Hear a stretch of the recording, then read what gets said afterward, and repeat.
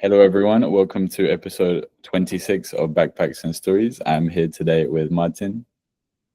Hi Ben. How you doing? I'm very well, thank you. How are you? All good? Yeah, all good here. So this we've been preparing this for a little while now. So we have a mutual friend, and you have been mentioned on the podcast before. So would you like to introduce yourself? Okay, yeah. Well, my name is Martin, like you said. I'm from Argentina, and our mutual friend is Santi. That he had two episodes with you, and he Three. was three already. Three. Okay, and he host the one that you were the guest. I met him in university some time ago, 2018, and sorry, 11. And then we share a lot of things, also traveling together. I was hearing listen to your podcast with him, and then he mentioned me in one really short, and I wanted to be part of this. It's really nice that you're doing. Well, thank you for being a part of this project. It's a pleasure to have you. So right now you are in Barcelona. Yes. I've been living here for four and a half years. Um, very very good here. Really, I really like the city a lot. I left Argentina in 2017, traveling for a while, and since I settled down here, I'm really happy. Yeah. Why did you choose Barcelona? And every time someone asks me this, I say the same. I just travel, not everywhere, but a lot for me, and every place I went, I didn't feel like staying there. Never, except Barcelona. Barcelona at some point was my the base in Europe for my trips. I spent some time in Andorra, Iceland, or travel to Croatia and this. And I always have friends in Barcelona because there are a lot of Argentinians here. A lot. I came here, and every time I felt well. I like the city. I move around really easily. I don't know. Um, when the pandemic came, I stayed in Argentina for a while, and I wanted to. I feel like not staying there, so I decided to try here because it was the only city I felt like trying, and it was good. Good decision. So 4.5 years later, you're still there and happy. Yeah. I will stay here. I'm not at least in my plans to move right now, at least, or for a few years. It's a good city. The only thing that I say is bad about the city is the prices here, the cost of living according to what you could earn in Spain. Because for what you can earn in Spain, it's really expensive. Have a lot of tourism, like that could be the only bad thing. But beside that, it has everything like a lot of culture, sports. You can get any kind of jobs. You have a really good airport to get, in my case, back to Buenos Aires to visit or to travel anywhere. And I don't know, you can live really well with not much money, and yeah, you have sun, good weather. Yeah, We were just talking about that, but the weather's not so good right now. not so good right now. Yeah, I came back from Argentina 3 weeks ago, something like that, and it's been gray, raining. I feel like I left Barcelona and came back in London. I don't know. It's been really strange for Barcelona. It is will stop for in a few weeks maybe, but it's not what Well, we. hopefully with this, just getting rid of the bad weather to have a really nice summer. Summer will be, yes, like every summer. Good. I hope. Yeah. So, how long ago did you leave Argentina, and where did you first go to? I went 2017. I graduated from university. I wanted to try, and I went to Australia to the working holiday visa for a year. I arrived to Sydney with a friend and a friend of him, and I stayed in Sydney for a while, not much. I didn't want to stay in Sydney, and because I have a friend that his brother did the working holiday visa a few years back. He worked on in a ski resort in Kosciuszko National Park, there in close to Canberra. And I applied, and I got the job, and I decided to spend the winter season there working there. It was really, really good, really nice. Yeah. I really like to ski a lot, ski, snowboard, so it was a perfect opportunity to.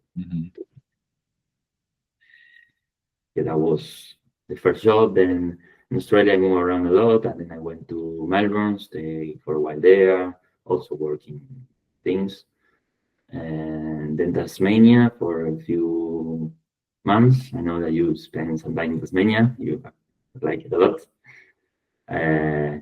I like it a lot. Also, I traveled with a friend all around Tasmania. Really beautiful during the summer. And then no, and that's it. I think. Then I traveled the East Coast a bit. Like was very nice. I changed job a lot, so I didn't get bored of any job. But my idea was more traveling, not working. So just saving money to travel. Really. And you spent 1 year. You did all of that in 1 year. Yeah, not even 1 year, less than 1 year, and I went to Bali in between 3 weeks. So I spent between 2 months or 3 months on each job and city. Yeah. Yeah, I didn't want to settle down in one place. I more like saving money, and I felt like Australia is so big that you cannot really know it. Not even 1 year, 2, 3 years. No. So I decided to just not focus in myself on traveling there, but just, well, it's a good place to work and know people and make money. Actually, I traveled before a bit, but that was my first really backpacking place. And I think it was a really good place to do that because you know people from everywhere. You have a lot of opportunities to work, to live also, depending on your way, the way what you want from. You can stay in a big city, you can go to the countryside, you can, what in my case, strange, but I went to the snow, but so common in Australia. And also people that go to the West Coast, that is more, I don't know, less people, and it's different. I haven't been there, so I don't know exactly how it is, but what they told me. So yeah, it was really, really good experience. The first year of traveling really in Australia. Could you speak much English before you got to Australia? Yes, but in Argentina we learn the British English. It's like on the books and everything in school. It's the British. Then you listen to music or you watch films, and it's the American English. So when I went to Australia, I say, okay, I'm ready for to learn to speak English and everything. And then you have the Australian accent. It's totally different. I remember the first phone calls to get a job. They called me, and I didn't understand anything they say. Maybe I understood the time. I say, could you send a text message with the details, because I really was really hard at the beginning. I don't know how it was for you because you speak English, but I guess you really feel the difference with the yeah, I mean, it's different, but it's they obviously have got a lot of their English from us, so there's a lot in common, but the accent can be very, in the cities I think it's a lot more neutral. It's closer to our English, but in the countryside, yeah, it's very, very different. It's funny how they speak. Yeah, funny could be a good word to describe it. Yeah. No, it's funny. The countryside everywhere. I think the countryside is they use the language different, but Australian for me was really, really hard. Then I went to Ireland, and also the Irish is really different. So it happened the same with Spanish. Every country in Latin America. For you, also, you know about that also. Yeah. It's Yeah. very true. I think linguistics are very, very important and very interesting. Hearing how everyone communicates differently is fascinating. Yeah. Here, well, Barcelona is a really international city, so you meet people from many places, and it's crazy because you all the time learn new things about things that you thought that you knew everything about, or almost, you know. So very very interesting. Do you think that your Spanish has changed a lot since you've been in Barcelona? I always try to neutral my Spanish. I never, well, maybe when I was a teenager, yes, I speak Argentinian from Argentina, like Spanish from Argentina, but then I always try to do it neutral since I started traveling. I did that. And now it's like that. If I go to Argentina, I can speak, I think, a lot like before. But then I come here and depending on who I'm talking to, if I'm talking with a friend from Argentina, but then if not, I try to, it's the biggest challenge for me is changing the words, for example, with clothes in Spain and what Latin America is all different. So for them to understand, you have to change, like all the time, change the word because they don't understand you. So you have to think a lot about that. But then you speak more or less the same. I still talk with a boss instead of two. A big difference because that's something they would understand. But then there are other words that I don't use because I know that I will confuse them a lot. For example, do you still say ustedes or do you use vosotros now? No, vosotros, no, ustedes, yeah. No, that's I cannot do that. I cannot. I use instead of I use the word vale instead of dale. Yeah. It's close. And that's it, just one word, so it's not bad. Use all the verbs in vosotros. It's too much. It's unnecessary. Yeah, too much. Yeah. It depends on someone that doesn't know any Spanish and have to learn. I understand they choose. They can choose the Spanish one or but if you know one Spanish, change all that, I think it's a lot. Do you think that that's the same for all of the Latinos in Spain, that they wouldn't change the conjugation? Or No, do there you are know who do? there are some I think they do or they would, and some others that they speak like Messi. He never changed his accent.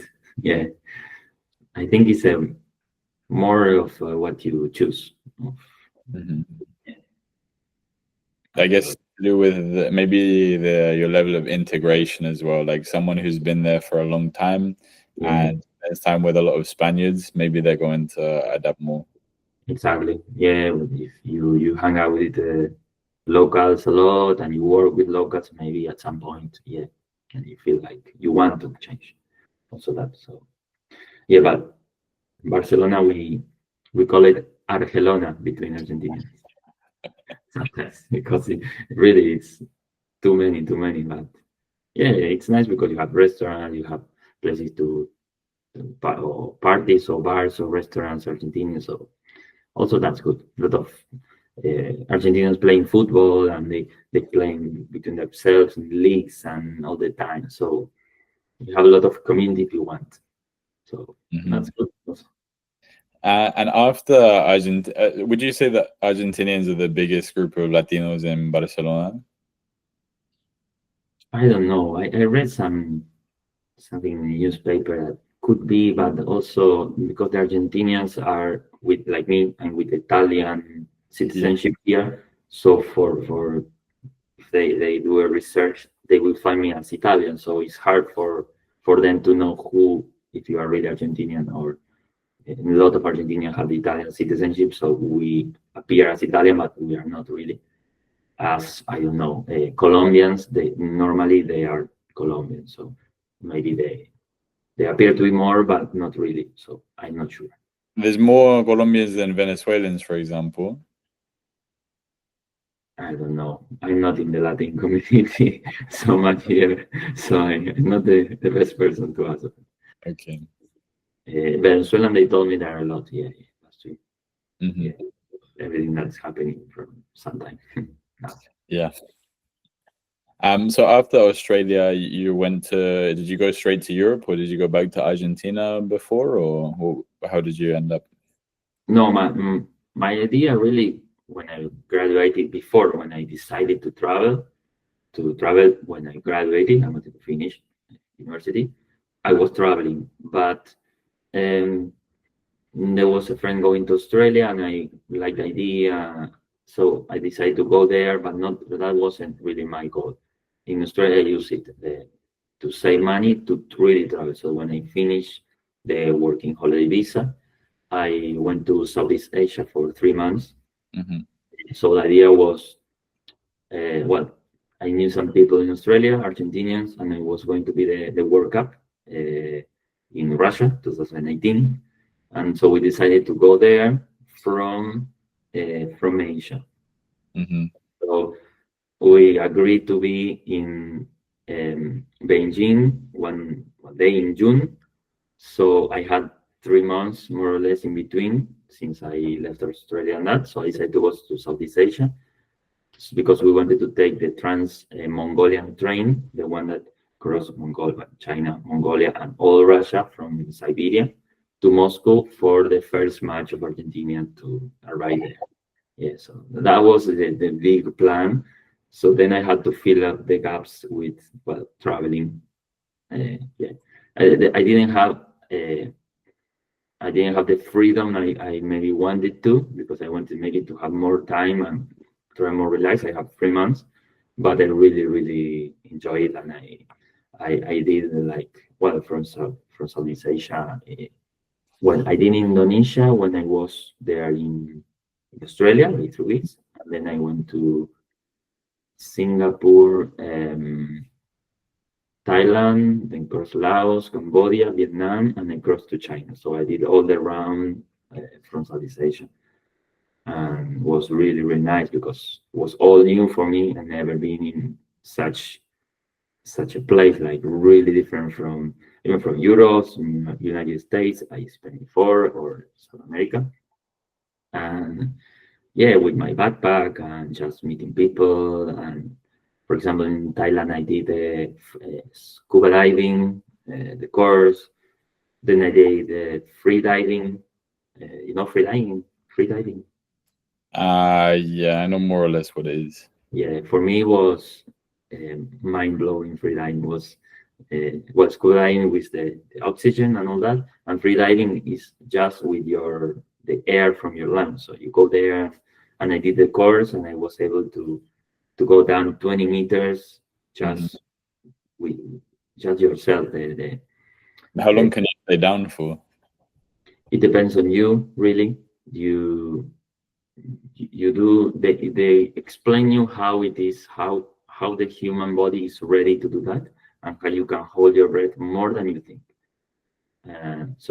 They explain you how your body works, and then you do some tests for yourself in a pool, and I was able to hold on my breath for 4 minutes 15 seconds. 4 minutes, 15 seconds. Yeah, yeah, man. I believe me that anyone can do 2 3 minutes, like now without nothing, just understanding how to do it and how to relax. Because that's the idea, really. Is if you relax, you're not going to consume much oxygen, and you can spend a long time more than you think. Because when you think you are running out of oxygen, really what is happening, the CO2 is higher than your body wants, but you Mm. have a lot of more oxygen that you think so. So if you understand that and you continue, just you feel uncomfortable a bit maybe, but it's okay. It's nothing is going to happen to you. So then you can be there a lot. The thing is that when you go down, then you consume more oxygen. So you're not going to stay 4 minutes, at least not me or you.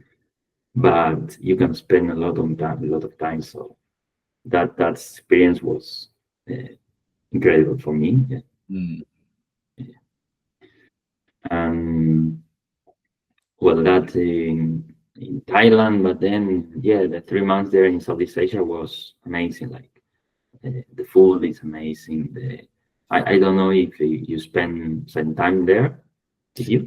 No, I've just been to Indonesia and Malaysia and Singapore. Well, you spent some time there. Yeah, yeah. Yeah. Did you like it? Yeah, I liked it. It was that was the first travels for me outside of Europe. So for me, it was really, it was the first time seeing like a completely different culture as well.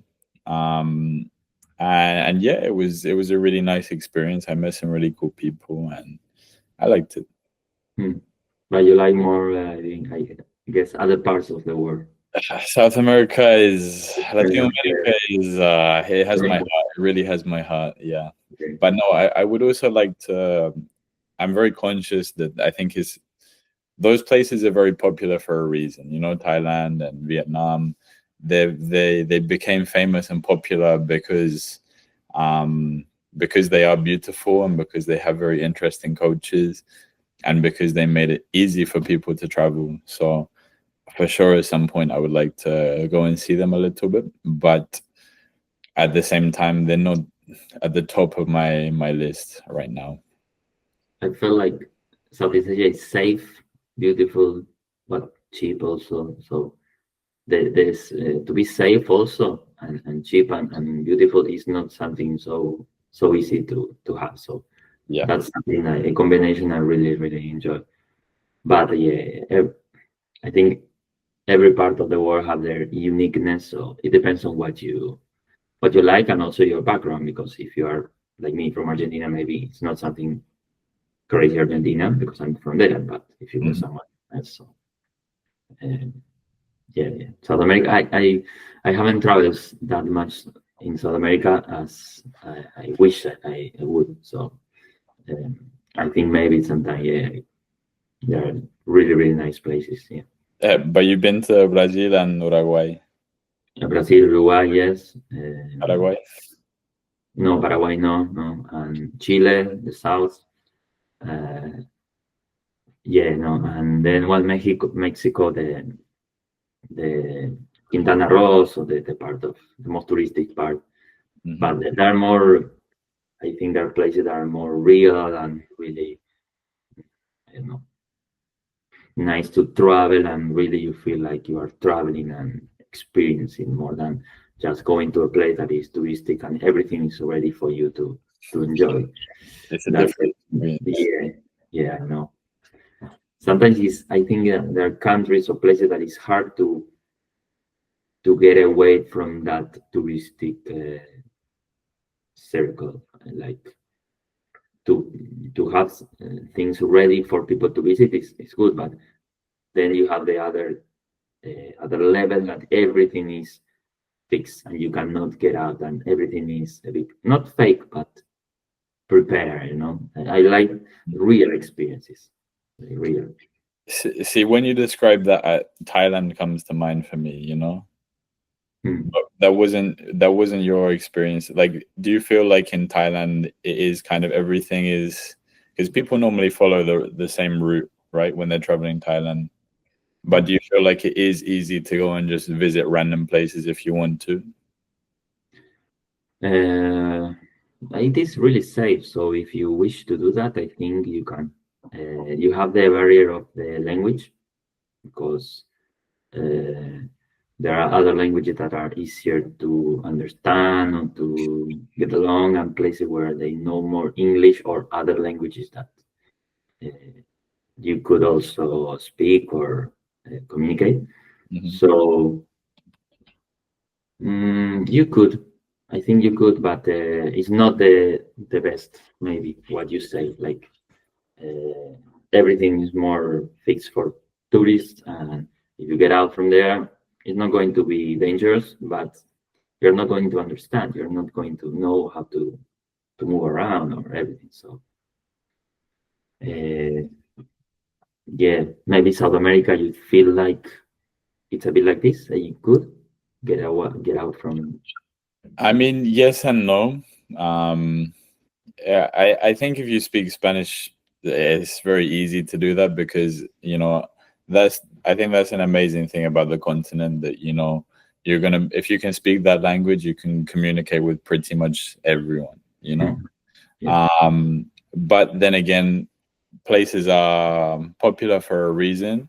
So as an international tourist, I think you kind of know where you're going more or less. But when you start speaking to locals, then you find out, this place might actually be really cool, and there's lots of small little towns and communities that are worth visiting that you would have no idea about. Mm-hmm. But that's also because I think I've spoken a little bit about this before, but there's still this idea in the media that South America is this super dangerous continent, and it's not safe like Southeast Asia is. And I don't think that's the reality. I really think that, of course, things happen, but it's not like, you walk in the street and someone's going to rob you. No, not that way. No. No, but sometimes the media makes it seem that way. Yes. Still in 2025. So people are still scared about going and visiting because they don't know. Mm-hmm.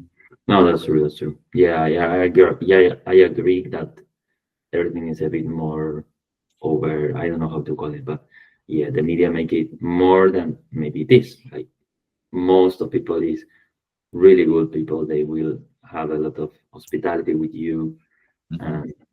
But I think the difference maybe is on the religion or the culture. I don't know, but there are some countries that socially is not accepted to do bad things, like this. Like Southeast Asia, I think it is more the social condemned. Maybe that's the word I'm looking for.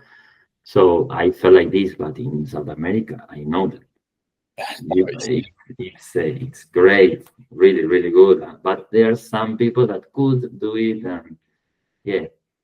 Uh, Yeah, maybe there's something that I hadn't really thought about, that there is more of a social stigma in some of those places, which does keep people safe.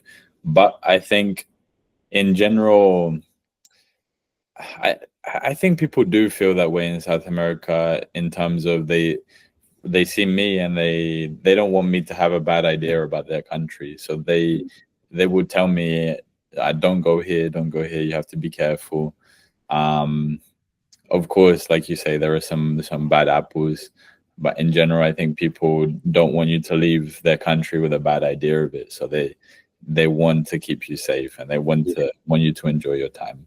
Yeah, that's true. Yeah. Well, now I spent a week in Brazil, and the locals told me, "No, don't do this, don't do that." And it's like I don't, I don't feel like something's going to happen. Like I have this Latin American radar that you feel like this is a bit shady. I will have Mm. to take care, or the opposite. Now this, and I didn't feel it, but I think they had this, like you say, like no, I don't want anything happen to you. So don't do this, don't do that, don't do anything. Almost like that.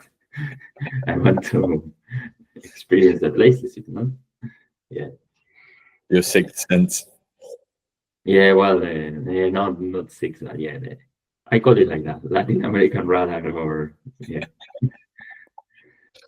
yeah, So you spent 3 months traveling in Southeast Asia, yeah. and then you go to China. How long did you spend in? Were you just there for a few days in Beijing, or? Yeah, I crossed the border by foot. That was crazy to cross that border between Vietnam and China because, yeah, I always say that the borders of countries are crazy places to be in. Like it's the same. Like a few meters away, the world changed totally. It felt like this in many places, but in that border, Vietnam, China, I got a bus from the one on the north. I don't remember, Ho Chi Minh could be, or well, the bigger city in the north of Vietnam. I took a night bus, then another bus to the border. was really early in the morning. I slept really bad, and then I got to the Vietnamese side. A lot of flags. They have a lot of proud of the flags. A lot of flags, everything. And then I had to cross by foot the river, and then I don't know, in the Vietnamese side, Vietnam for me was experience of a lot of chaos because they have a lot of motorbikes everywhere, and I was a bit tired of that 3 months straight in Southeast Asia, and there was a lot of noise and the people, well, a lot of in the streets and everything, and then I crossed to the Chinese side and silent. All the motorbikes were electric. Then my signal was not anymore. Like I didn't have a data anymore, so I remember I had to take a train, go to with a taxi to the train station, and I couldn't really understand anything. Was like crazy the that border and how was the crossing, and then I spent 6 hours on a train standing because I didn't have any seats left there in the train until the city Kunming, that was in there in south, and no one talked to me because they are really shy. The Chinese, they don't know much English, but the one that know, no one talked to me. So it was like being in China is like a silent film. Like you don't understand anything, but you just see the war happening, the people doing their life, and you, because in Southeast Asia they approach to you, they want to, well, also in other parts, but in China it's that was crazy. I spent like a week maybe because 4 days in that city. Then I met my friends in Beijing, also 3 days, 4 days, and that's it. I didn't spend much in China, but I think that that could be another 2-3 years, like Australia. Like you could spend a lot of time and not know everything. It's it's a very big country. big country, and they have a lot to see or to do, but you don't understand much. But did you even have that experience in Beijing that people didn't approach you in Beijing? Not much, no, not yeah. There they had a few signs in English. Was a bit prepared, but no, really it was I don't know. Maybe I had this belief that China was dirty. I don't know I don't know why, if I was the only one, or maybe in Argentina we believe this, and it was so clean, like the street clean, wide, like I said, silent.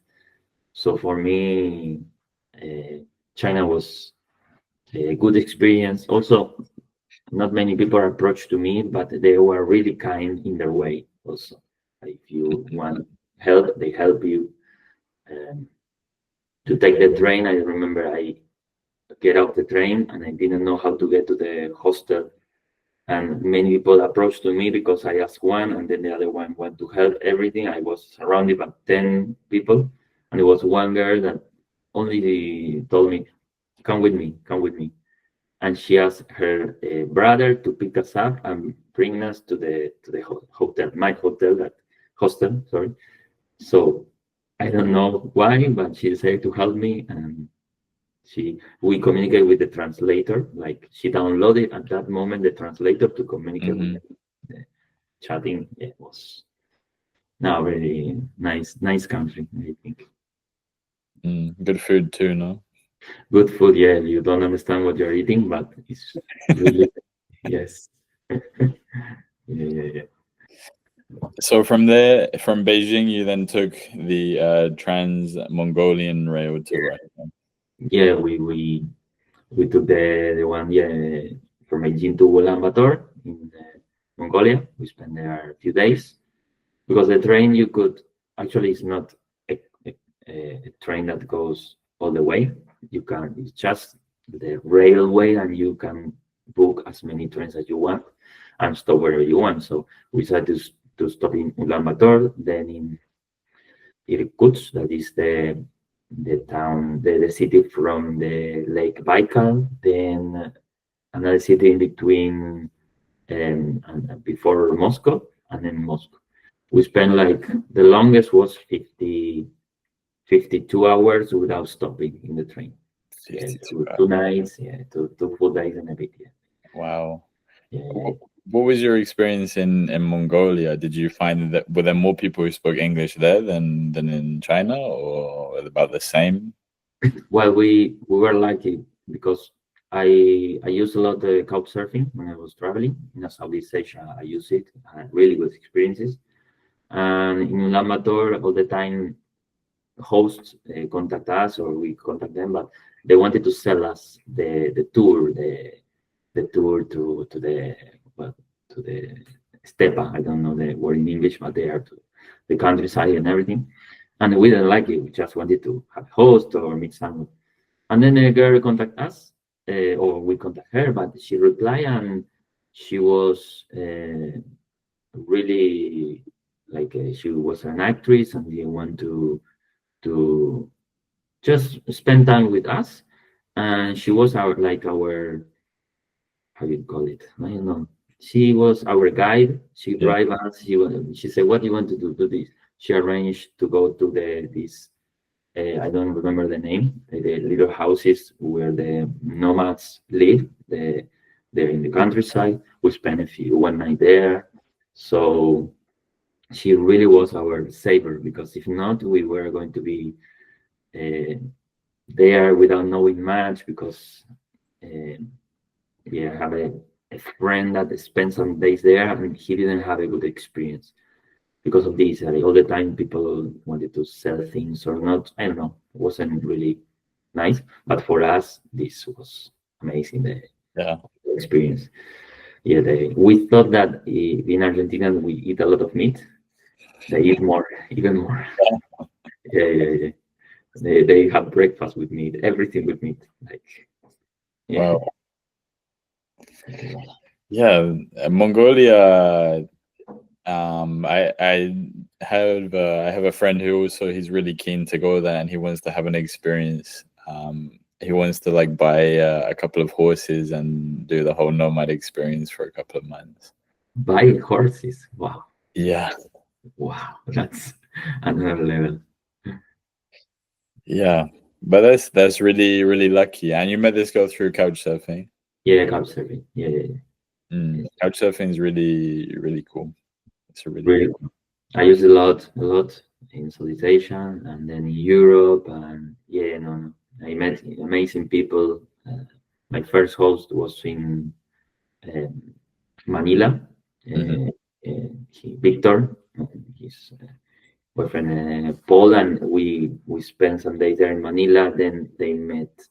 Um, then because I had such a good experience with them, they were so good to me. They some friends also were hosted by them, and they knew. And then they came 2 years ago to Barcelona, and they visited me. You meet really amazing people.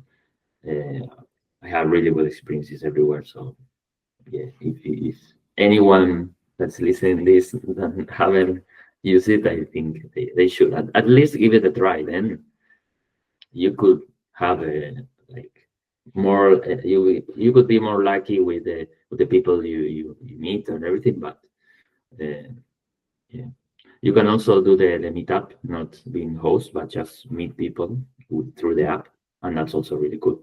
Have you used it a lot? Not too much, but I started by just using it for the meetups, like you say, and then I actually had my first experience in London. Would you believe it? Um, Okay.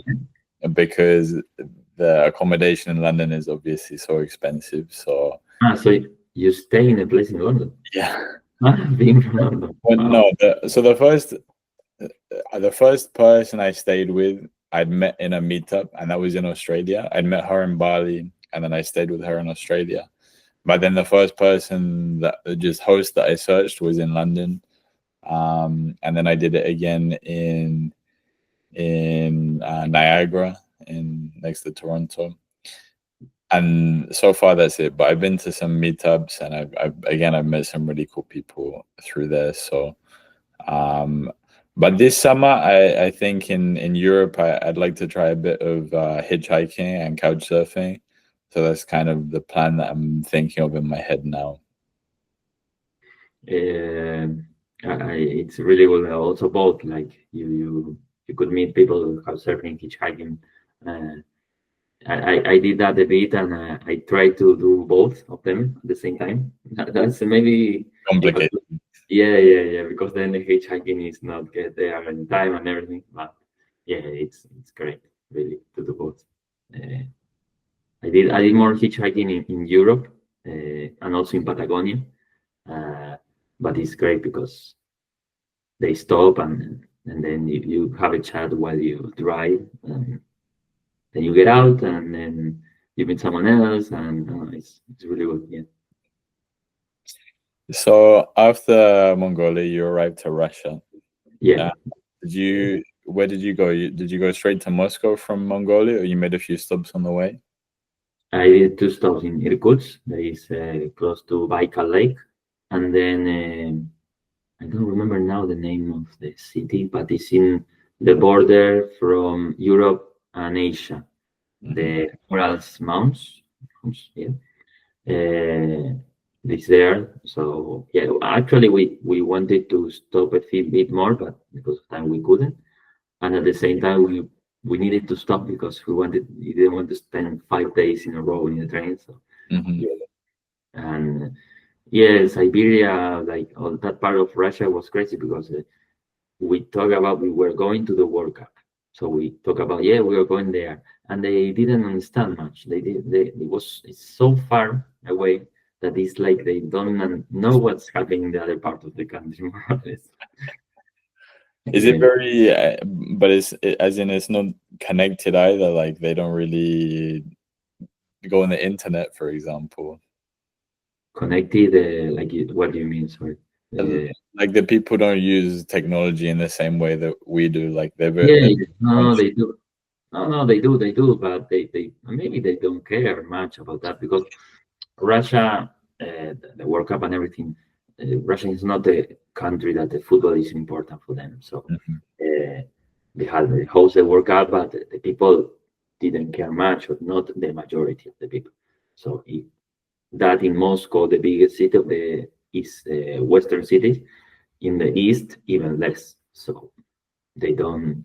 Now I remember they call it FIFA, the World Cup. They didn't understand. They said FIFA. FIFA for them was the World Cup.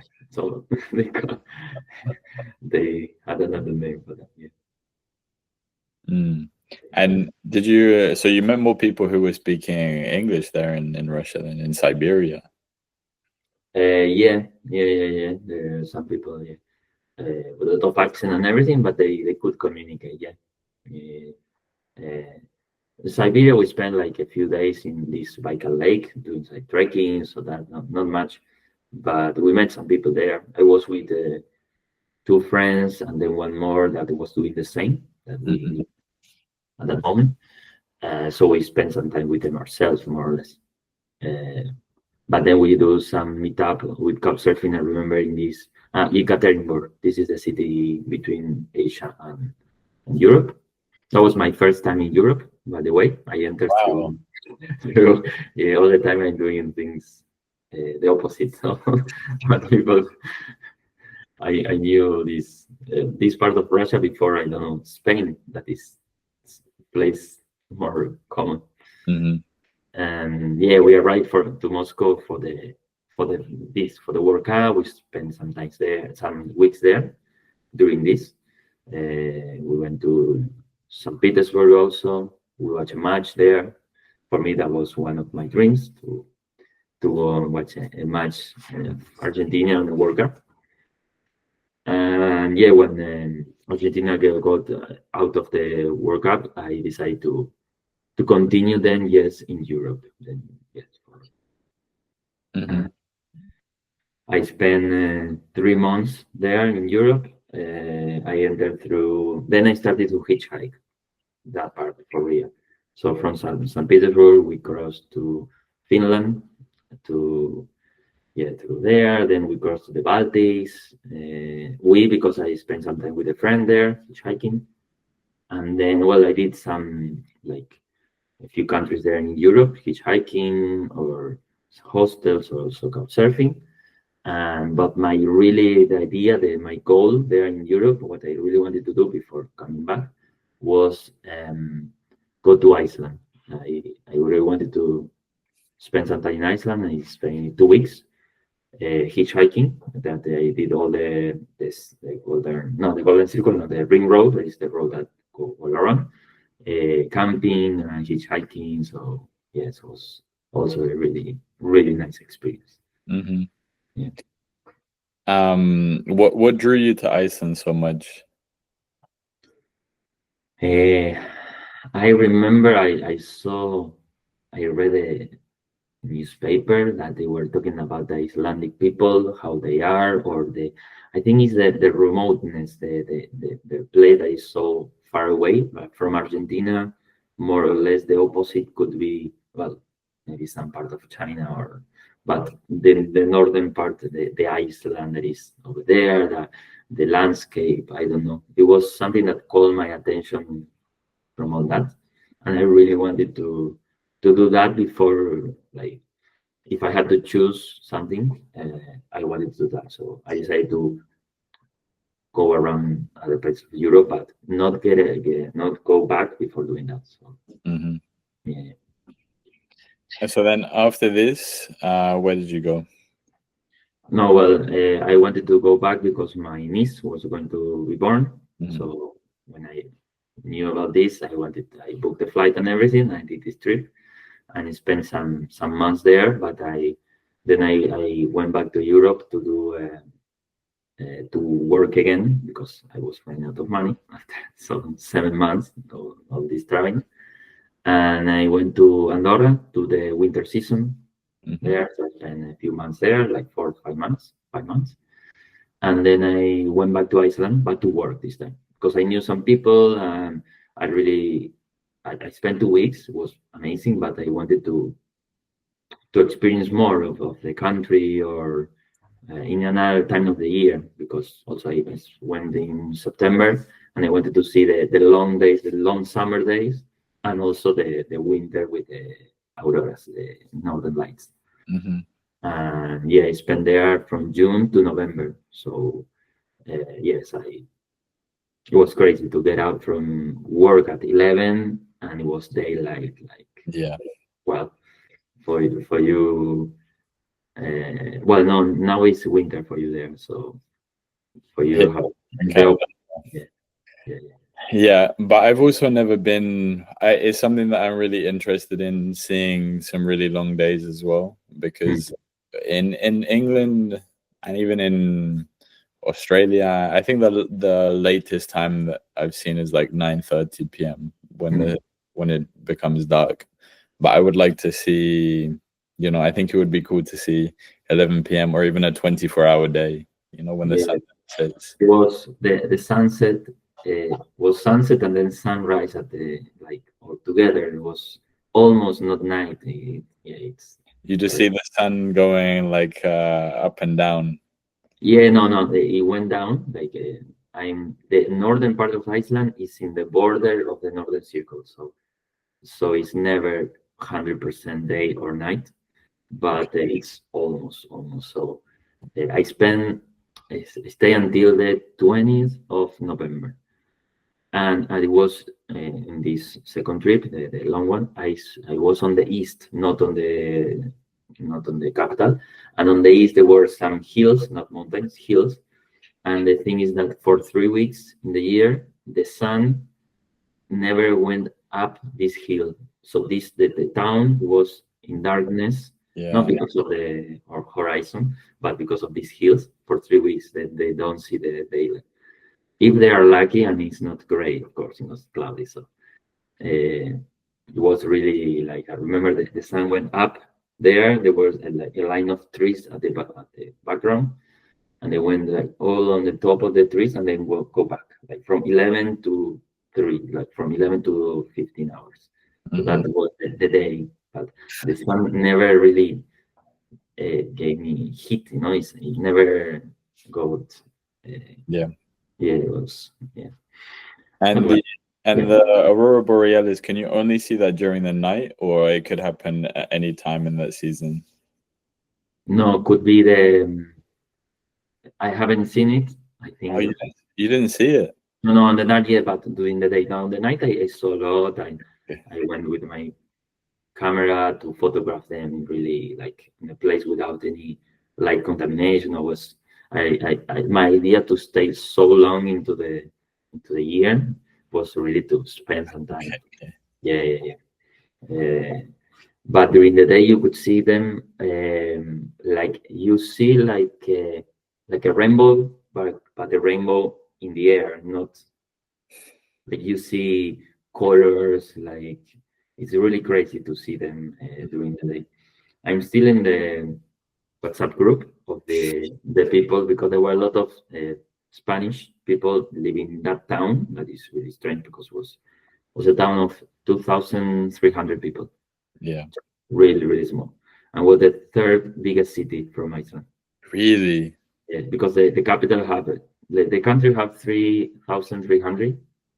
No, 300,000. 330,000. Sorry, that was and then the biggest city have 200, 220 maybe. Really? Yeah, Like, yeah. no? Then Reykjavik, yeah. The second one in the North Akureyri have 30,000, and then the third one 200 to have 2,200. Sorry. Wow. That's what I was living. So it's really small town, but it was the third one. And there were a lot of Spanish, and they all the time pass put photos from the Northern Lights during the night, and a lot for during the day. And it's crazy what they show. Like, yeah, that's really really beautiful from there to spend time there. Yeah. Yeah. I also feel, well, on that note, I will ask you, aside from all of the beauty of Iceland, you can earn really good money there now as well. Yeah, yeah. You can. I was working in hospitality, and well, it was a small town, so I wasn't paying much for rent and everything. But you could earn a lot of money. Yeah. But I think there are many countries that you could do this. The northern countries in general, Australia also. But yeah. I knew people that like now I'm working as an engineer, and being there as an engineer there in the capital in Reykjavik, you could earn a lot of money. Hmm.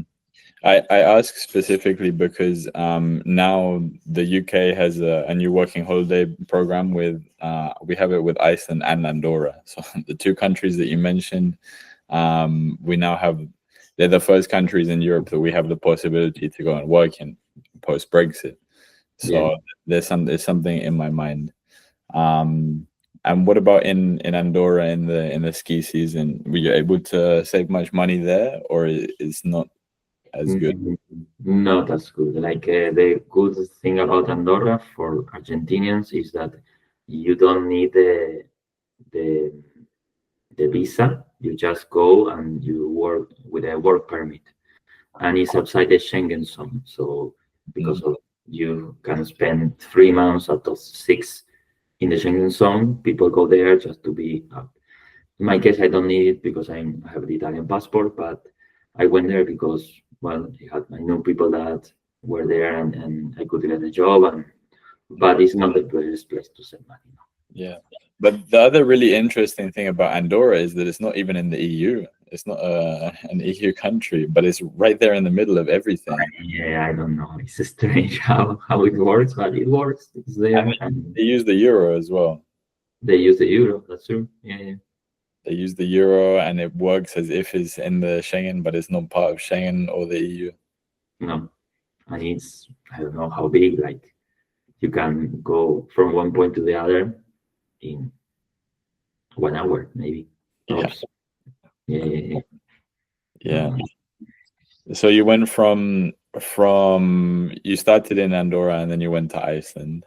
Yeah, Andorra. I spent some time here in Barcelona in the meantime, like I told you, days, and then Iceland. Yeah, the until November. I went back, well, Europe and back to Argentina for Christmas to spend time with my family, and then I went to Patagonia for 3 months. Yeah, from beginning of January, I went also hitchhiking, a part or most of it. And yeah, I did Torres del Paine hiking and also Chaltén, and I spent some time in, well, no, Patagonia is beautiful.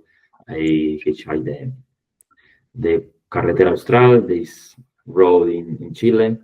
Have you been there also, Carretera Austral?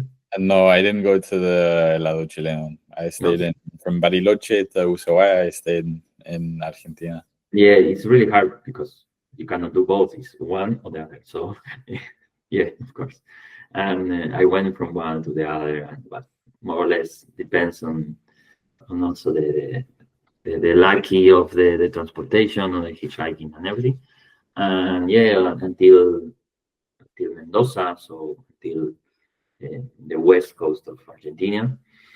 And when I crossed to Chile, to Santiago, there was like the last days of my trip, really, before going back to Buenos Aires for a few weeks or maybe 1.5 months or two. And then the pandemic came. Yeah, so I had to really, I went to Santiago. I stayed there like I got there and I had the message that maybe the border was going to be closed the next day. So I had to go back to Argentina. So I crossed the Cordillera 2 times and went back directly to Buenos Aires to stay there because no one knew what was happening. Yeah. And how was the pandemic experience in Buenos Aires?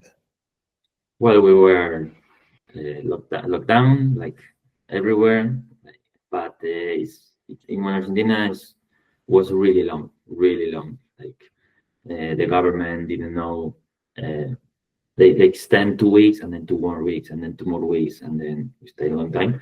And I spent a lot of time with my family, with my niece. It was from 1 year and a half to the 2 years of her, so I spent a lot of time. But I couldn't do much because I wasn't working and couldn't. So I had to change my my traveling that I was doing until then. I had to change it. And then it was when I decided to come here to Barcelona and settle down for a while. So it took me some months to decide to do that and then to arrange everything. But the pandemic, I spent a lot of time with my family, and I haven't doing that for some years. So that was the positive side of it. Everyone have their own pandemic stories, I guess, different experiences. But mine was okay for how everything was at that point. Yeah, I mean, I guess 6 months in that situation wasn't too bad. And like you say, you have to take the positives from it, even though you were, you couldn't do a lot. At least you got to spend time with your family. Because once, for people like us, when we decide to leave, we don't think about spending 6 months in, you think about going back to Argentina for 6 months. No. Do I think about going back to the UK for 6 months? No. No, but if you are there, yeah, you just take the. I try all the time. It's hard sometimes because the pandemic was hard, but yeah, when you accept it, that this is my reality now. Like you just enjoy that and try to think what else to do. It was really hard that one. My process of finished traveling a bit forced because it was forced at that point. But at that when we talk a bit this before I start the recording, that traveling was amazing experience, but I also wanted to do other things that I couldn't. Like I thought, I like cooking or try to learn how to cook or have a kitchen or ingredients, and I couldn't because you are one place, the other is hard. Or do a sport. Now I'm doing a lot of sport and I love it. I have all my energy there. And I walk a lot. I did a lot of things, but not really sports. So when I decided to do that and I settled down here, it took some time, but I found a routine that I like, a life that I really like. So yeah. Uh, So when you say that you were forced to stop traveling, did you have other plans in South America after La Patagonia? my plan, yeah, because I work there in Andorra, Iceland. Iceland, I save a lot, and then my plan was I know for sure after Patagonia, but I did Brazil, I think, because I wanted to go there, and but especially my two places that I really wanted was India, Nepal, Sri Lanka, that area, and Africa, the East Africa, so um, Ethiopia, Rwanda, Uganda, all there. That was. I talked with a lot of people about Africa because Africa, I didn't know which area was the best to start, at least to know first. And they told me the East was really nice. The people was really kind, and yeah, that was my plan. But then, yeah, no, it was impossible with everything. Uh, at some point, that maybe I don't know, Sri Lanka friend went there recently. Maybe that place would be nice also to go. But all of that, it took some time to decide to go because there are places that are really intense. Yeah. Yeah, India, they say, is really intense. So have to be really prepared for that. Yeah. Uh, It's not like you can just go for 2 weeks and, because you need time to adapt uh, exactly. in order to be able to enjoy it. And then you want to be able to enjoy it. And it's a big country. It's a subcontinent. There's so much Yeah, to see, so many different cultures. And I feel the same. It's really funny talking to you now because um, I also have the idea of India and Nepal and Sri Lanka. They're places that I want to visit. Um, but I understand that I can't just do like 1 month in each place. I need to go there with the idea of I don't have any plans. I'm just here to travel and I'm here to enjoy. So so yeah, I understand that it's complicated. It's not something that you can just decide I want to go for a little period of time. yeah. No, it's not going to be traveling. It's going to be just going there. Holidays could be, but not really experiencing. What I really love about traveling, I don't know, I tend to ask friends, why do you travel? Like, what you want to experience? Because many people, the majority, they think maybe, but the more people that go on holidays, no, the people that Mm. maybe don't have a few months to do, they go to beautiful places because they want to see beautiful things. Mhm. That's one good reason. But then there are people that travel for no food, I don't know, or for a specific reason of work, or I know. In my case, I this my sport, footballing. I travel now to do this. Like I travel to Tenerife to do this a few weeks, then the other place. And Mhm. but then you can travel for many reasons. In my case, then I really enjoy to see how people live and really live like different from Argentina, Iceland, Australia, Southeast Asia. In this case, these two places were places that are really, really different from each other and from the rest of the world, I think, Africa and India. So my idea at that point was really to be there, experience, and see how people live. Like it was, but well, I couldn't. I couldn't. What was it that made you originally, when you were back in Argentina, why did you decide that you wanted to feel how other people live? There was a trip. I went 4 weeks to Mexico that I told it to the Quintana Roo, so the Cancun Hmm. area, because a friend was working there, was traveling South America, and was stopped there to work. And I had some holidays, and I was finishing a job, and I said, okay, I'll go there for a few weeks.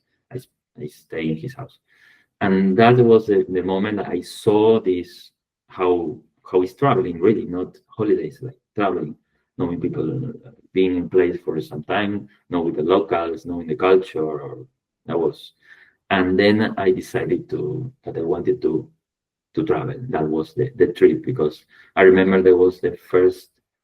Well, I did some trips alone, but I really wanted to experience how is traveling. So I went to Holbox, that is in the north of Quintana Roo, and also a lake. uh, Lago Balacar, I think, in the south. Those two places alone. I went on purpose. I went alone. My friend was working, and I didn't want anyone else to see how it is. And I really enjoyed it. I really enjoyed. And I knew some people, not many at that point, but I decided that I wanted to see the world, to travel, to experience, and to see how people live in other places. Uh, so then I wanted to finish university first because well, I wanted to finish what I started also, but also gave me time to think what I wanted to do, how also, and save some money also because always it's good to have some savings. Livings, yeah. Yeah. Wow, you really. It's so funny because so many of the places that you mentioned really interest me as well. You know, and I also think about at some point I would like to see Russia and China. Those are other interesting places because I think they're places off the beaten track. You know, like we were talking about in Southeast Asia, it's a very common travel destination, and like Mexico and Central America are also very popular. Um, but I think there's parts of the world that we maybe just know a few things from the media, or and we don't really know what they're like. And those places for me are very interesting. Like you have to go and see it with your own eyes to feel it. Yeah, I really like this to learn more about these places. Traveling, of course, is the ultimate learning, but if you cannot, I have a book. I really need the Sovietistan. It's talking about all the Stan countries: Kazakhstan, Uzbekistan. There's a Norwegian writer that traveled all around, and I really like how she write about them and to understand the difference between one and the other. And they're totally off the track. I didn't know anything about these countries, and now I wanted to go, of course, like I want to go to many places, but it's really interesting how could also this like one country is totally the opposite to the other one. They live totally different, and we think they are the same, or we don't know anything about this, but yeah, like the experiences of this girl in each country is like totally different to any other country in the world. I don't think that this area is really particular, but like all the others, no, like it's India or I don't know, the say, each country, each continent have their own uniqueness. I know we talk about this a bit before the recording. Yeah, yeah.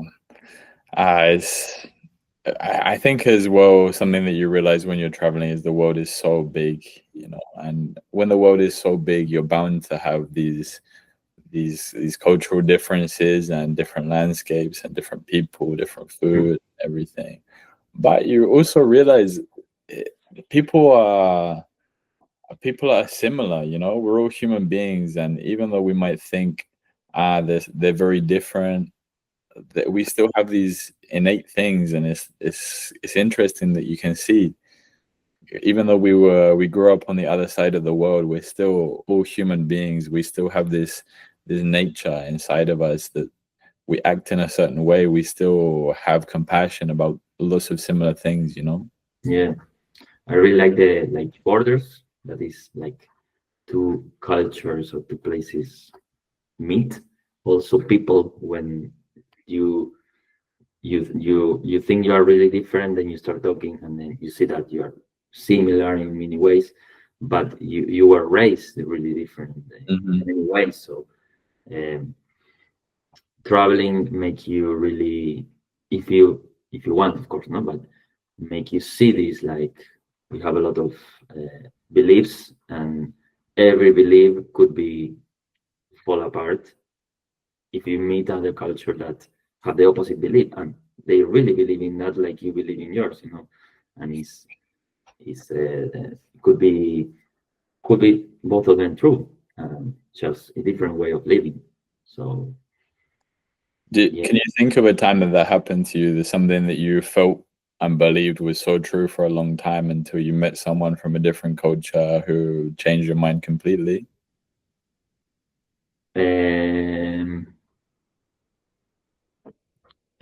Changed my mind completely. I don't know about like something that I believe for a long time, and then someone came and um, I don't know, but I feel like when I was in Argentina without really traveling, I didn't know much about how people live. So when I started traveling, I was really open minded. So everything was I was open to many things. Like um, now I don't nothing come to my mind, but I'm sure all the time people have beliefs and but the problem is when they don't want to get out from that, like they are really stubborn and they don't want to change their mind. Um, I don't know. I will think about this later, but now nothing come to my mind. Yeah, I mean, it is. That's the thing. I think it is hard to look back because thinking about yourself before you were traveling, it's. I don't know if I try and put myself in the shoes of the person I was 6 years ago. To think how much I've changed now it's hard to think about those changes, because they all happen so gradually over such a long period of time. Sometimes things happen overnight, but a lot of the time is, someone plants a seed in your mind and that seed starts to grow and you speak to other people and they're watering that seed. And by the end of your trip, this whole plant, this whole tree has grown in your head about something that you'd never even thought about before. Mm. Yeah, no, totally. It's really like you say, little by little. It's not something from once, and also maybe something some time ago happened to you, and then you feel the change later, not in the moment. That's also like every person you meet leave a mark, I think, at some point. Not every, but a lot of person you meet leave a mark in some way. So you you don't feel it at the moment, but then from some time you remember that someone told you this, or like come back and yeah, no, for me, um, when I stopped traveling, I tried to have something, and meeting people from different parts of the world. I didn't have a chance. I only host one person in Iceland from couchsurfing. I hosted Mhm. one. I wanted to do more often, uh, but well, I told you now that I'm trying to use home exchange this to also this experience. Or I met some people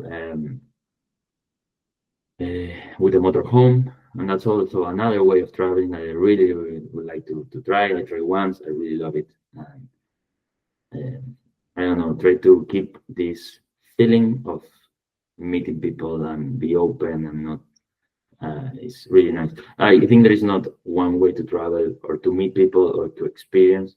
I have remember not a fight, but in Iceland it was one of the Spanish that was um, a bit didn't agree on the idea of traveling because it pollutes a lot. It's bad for environment. Mhm. So why he say why are you trying to see to do what you should stay in one place and live your life, and what was really extremist in this case, in this scenario.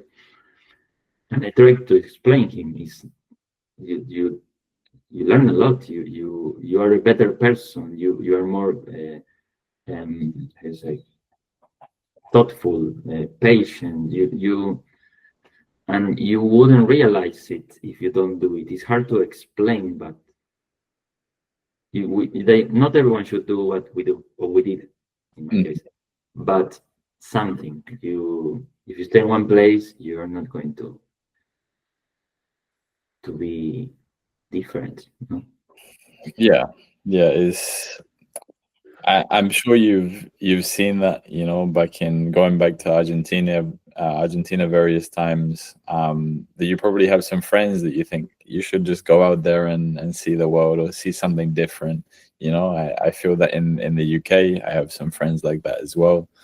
Um, I agree. I think everyone should try it. At least try it. Maybe you don't like it, but at least try it, because if you don't try, you don't know that you're not gonna like it. And I think it's very risky to think that you could spend your whole lifetime in the town that you grew up in. That's crazy to me. That's really Mhm. crazy.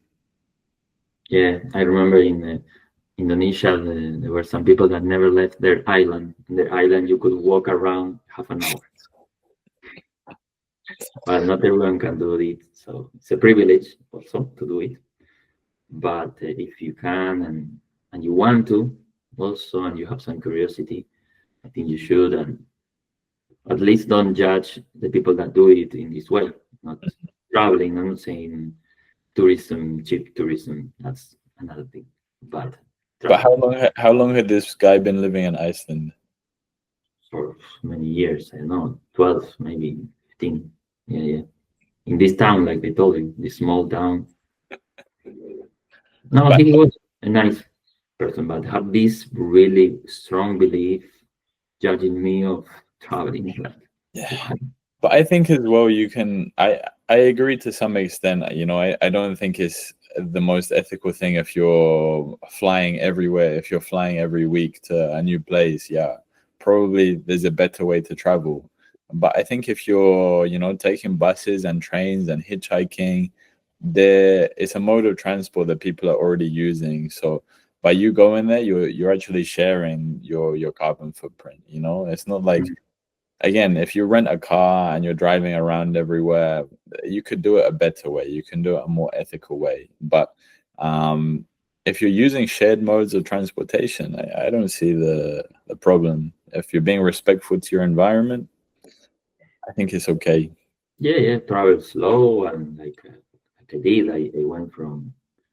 He really judged me at that point. Then it was all good, but how can I explain that went from Beijing to Copenhagen by land, when Yeah. people do, like airplane for half an hour, there are different things, how different ways of traveling, and one could be really, really bad. Another one is just experiencing new places and learning, and yeah, people been doing this for a long, long time, from ever. I Mm. think so. I don't think that. Thousands of years. Yeah, Thousands yeah, of years. yeah, We need movement. We do need movement in our lives. We need new environments. We need to see new things, get influence from people from all over the world. I think is so important. yeah, yeah, totally. So I think we're going to come to the end here. Before I ask you my last three questions, do you have any more questions for me? Uh, but now, I don't know. No, like how is this stage of your trip? Like how you're feeling on this? That's a Uh, good question. yeah, like because I asking you because this I remember I had like stages, all the Mhm. time we do in life, but traveling, when you want to do more, then you feel tired or you want, So now that you continue this, uh, how are you? How are your strengths? How's your strength Well, traveling? thank you for asking. I think this has been it was a challenge for myself. I decided that like I mentioned to you before we started, I'd never stayed in one place for so long. The longest I stayed in one place was 5 months before. And so yeah, I was 19 and a half when I left, and I've just had my 25th birthday now. And all that time I'd been spending no more than 3 or 4 months in one place, sometimes just one day, sometimes 1 week, 2 weeks. there's always been this some kind of movement. And here, I'd been on the island of Montreal for, I think it was maybe 6 months before I even left the island. And then 2 months ago, we went 1 hour away from the city, and that's the furthest I've been since I've been here. So this period of time is teaching me just to slow down, and sometimes we need to slow down and connect a little bit more. So it's been a challenge. I've had ups and downs, of course. Even when I'm traveling, nothing's ever straightforward. It's never always 100% happiness. There's always challenges. It's always a roller coaster. But this has definitely come with lots more challenges. But in some ways, I think I'm also liberating myself. Knowing that I can do it if I want to stay in a place for longer. I just felt like I kind of had to be here. I had to do this to close this cycle, to be in a winter. I've avoided winter for so long, and in the end, it wasn't that bad. Everyone told me. Well, depends. But people told me it was going to be we were going to have days of -30, -40, and it didn't get that cold here. So in my head, I was thinking, oh, it's going to be -40. How am I going to do anything? But it gets to -20, and you think, well, it is what it is. You just have to get on with it. I have plans. I'm going to go do something. So, but at the same time, now I'm coming to the end of recharging my energy, and I feel ready to go again. I feel excited for seeing new places, seeing some old friends, making new friends, continuing this project. And now,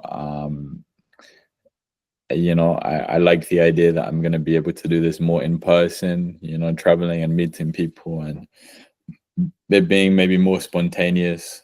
Oh, I have this project. I would love to record an episode of the podcast with you in a hostel or something.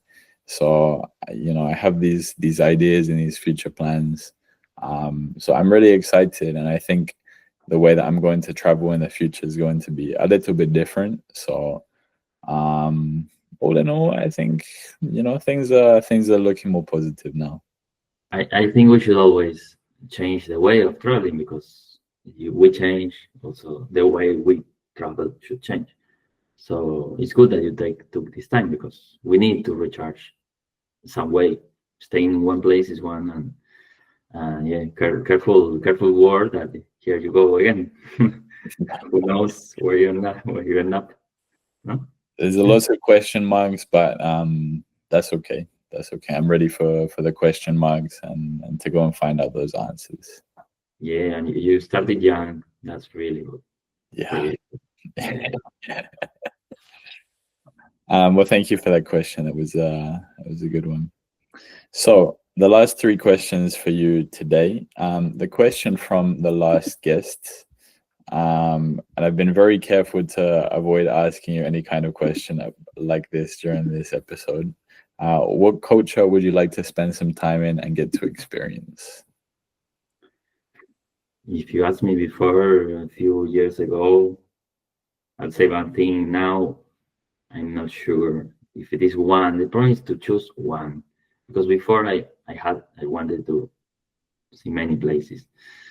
I don't know why I want to experience Africa, like real Africa, like really not real Africa. Sorry, the different Africa, the Africa that is really different to my culture. So maybe this to complete this trip that I wanted to do before, the east of Africa, that would be something that I would like to do. I'm not going to in the short term, but that would be a place that now it caught my attention. Yeah. Mm-hmm. If you had to choose one country, which one would you choose? I don't know.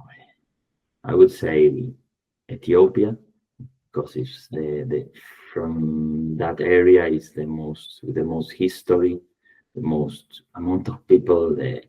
I don't know. It could be that one. Yeah, but it's hard to choose. I don't know. If you have me 1 week, in 1 week, I would say something else, maybe. Yeah, I know the feeling. I know the feeling. Yeah. What question would you like to ask the next guest?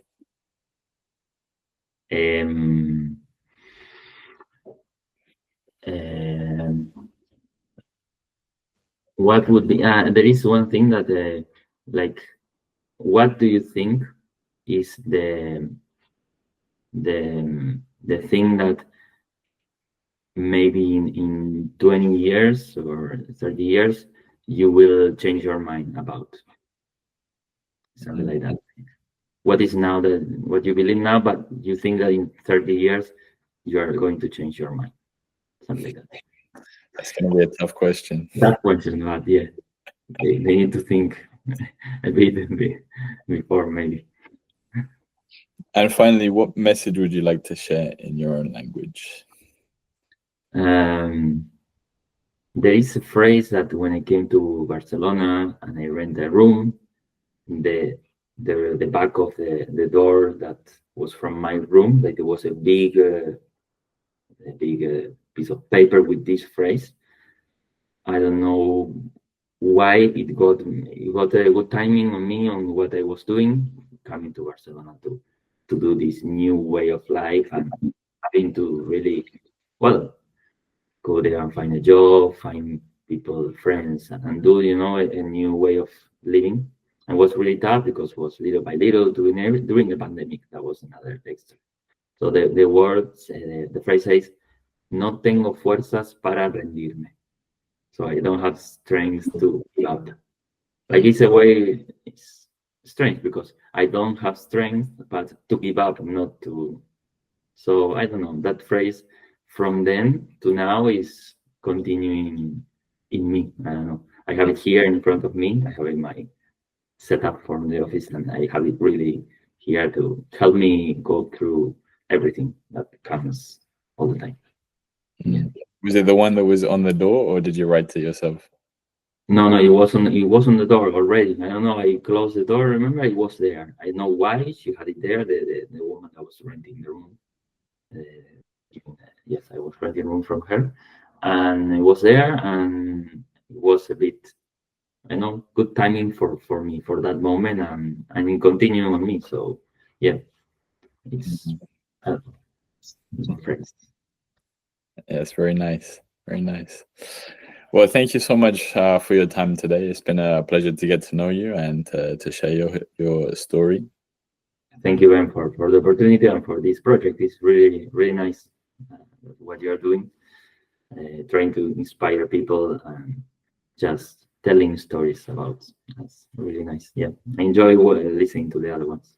Thank you. Well, I hope you enjoy listening back to this. I think for me as well, I really enjoy listening back to them because sometimes I get even more out of the conversations, and it's nice to hear the stories again. So thank you.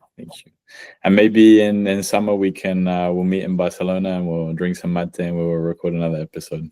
Whenever you want, you're welcome here. I have an extra room, so yeah, for sure. Well, thank you everyone for listening. This has been episode 26 of Backpacks and Stories.